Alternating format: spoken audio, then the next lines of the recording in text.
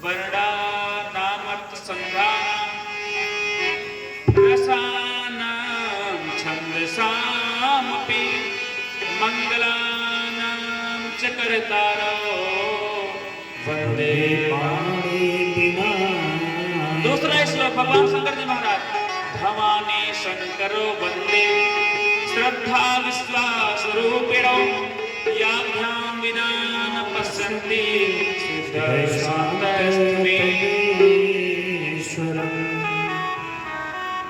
मां पार्वती, भवानी और शंकर भगवान कौन है? भवानी शंकरो वंदे श्रद्धा विश्वास रूपिणो, रूपिणो माने रूप। भवानी कौन है? मां पार्वती। भवानी और शंकर भगवान कौन है? भोलेनाथ। भवानी पहले हैं, भगवान शंकर बाद में। किसी भक्त ने कहा गोस्वामी जी से, प्रभु आप पत्नी का नाम पहले आगे क्यों रख दिए? पति तो बड़े हैं। एक लौकिक दृष्टि से हमें ऊंच नीच वाली बात नहीं करें, पति बड़े हैं पत्नी छोटे ना, डजंट मैटर। मैं ये बताना चाहता हूं कि पत्नी भी बराबर है, लेकिन अगर पत्नी से पूछा जाए कि आप और आपके पति में समानता भाव से क्या अपॉर्चुनिटी दी जाए, तो आप कहेंगे पहले हस्बैंड। अगर एक ग्लास जलाए तो पहले प्राण बल्लभ है, पति है, परमेश्वर है, हर कोई कह देगा। किसी ने कहा कि आप पहले पत्नी को, मां भवानी को आगे क्यों कर दी हैं? तो कहते हैं महाराज, पति से ज्यादा, पुरुष से ज्यादा धर्म कर्म करने में कौन आगे रहती हैं? पत्नियां। पत्नी का भाग हमेशा बाएं साइड में, लेफ्ट साइड में पति के। लेकिन जब वो धर्म कर्म करेंगे, पूजा पाठ करेंगे, तो पत्नियां कहां बैठती हैं? दाहिने साइड। दाहिने साइड माने आगे। और सबसे बड़ी बात यही विचित्र महाराज, पति पूरा जीवन धर्म कर्म करे, अपने पत्नी का एक पैसा नहीं पाएगा। आप लोग ये जानते नहीं?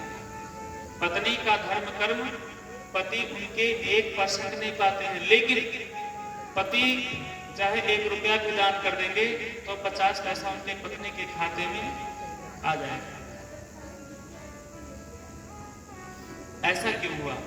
एग्जाम्पल बता रहा हूं आपको।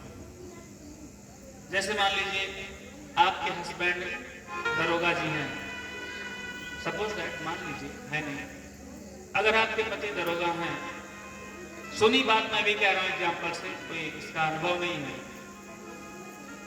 आपके पति अगर दरोगा जी हैं तो आपकी पत्नी दरोगाइन स्वतः हो गई कि नहीं?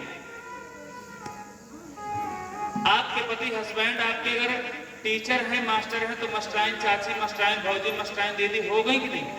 हो गई। लेकिन अगर मास्टराइन चाची, दीदी, भौजी अगर जो है मास्टराइन खुद ही है, तो उनके क्या पति मास्टर साहब कहलाएंगे? कभी नहीं कहलाएंगे। वकील साहब है तो वकीलाइन हो जाएंगे, लेकिन अगर वकीलाइन साहब वो खुद ही एडवोकेट है तो उनके पति एडवोकेट नहीं कहलाएंगे। सही कह रहा नहीं?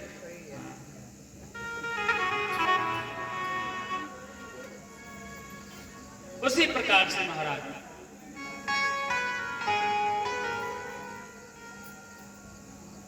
पति का धर्म कर्म पत्नियां स्वतः पा जाती हैं।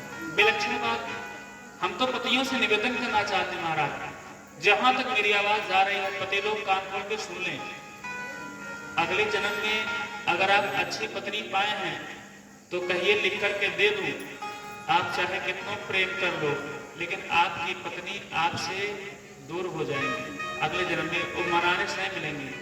इनके लायक इनको पति मिलेगा। आपके जैसे लायक या कुलायक की बात तो मैं नहीं कहूंगा, लेकिन आपको नहीं मिलेंगे। अगर पत्नी के साथ में धर्म कर्म करने में पत्नी की धार्मिक बात को ना मानने वाला पति, पत्नी बहुत पूजा कर रही है, पति नहीं कर रहे हैं, जब पति का आधा अकाउंट बिना मांगे ही पत्नियां ले रही हैं, खाली हो जा रहा है, तब तो पति को और ज्यादा धर्म कर्म करना चाहिए। परिणाम यही देख लो सामने, 4 पुरुष 5 पुरुष हैं तो 20-25 महिलाएं। इनके लोग के पति कहां गए? या जो लोग बैठे हैं इनकी पत्नियां कहां गई? अगर हमसे ज्यादा हमारी पत्नी धर्म कर्म करने वाली है तो उनके लायक जो धर्म कर्म करने वाला होगा कहीं और, अगले जन्म में उनका विवाह होगा। ये केवल 7 फेरा मारने से और सख्त वचन देने से और खूब कहते